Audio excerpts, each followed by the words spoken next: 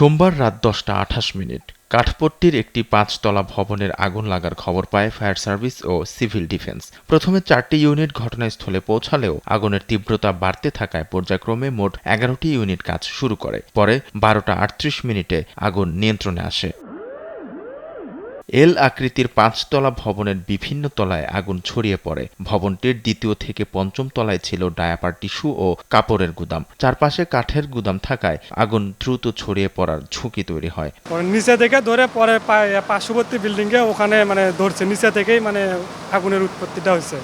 প্যানপাস tissue আর কি cartoon জাতীয় জিনিস আছে ওই বিল্ডিং এর ভিতরে। একটা বিকট শব্দ হইল। শব্দ হওয়ার পরে দেখতেছি এখানে পাশে যে সোয়ামিল আছে এবং কি সোয়ামিল আছে, কাঠের দোকান আছে, বোর্ডের দোকান আছে। সোয়ামিল থেকে বিকট শব্দে একটা আওয়াজ হয়েছে, আওয়াজ হয়ে আগুন উপরের দিকে উঠে গেছে। প্রায় 2 ঘন্টার চেষ্টার পর মধ্যরাতে আগুন নিয়ন্ত্রণে আসে। এখন পর্যন্ত কোনো হতাহতের খবর পাওয়া যায়নি। আগুন লাগার কারণ ও ক্ষয়ক্ষতির পরিমাণ তদন্ত শেষে জানানো হবে বলে জানিয়েছে ফায়ার সার্ভিস।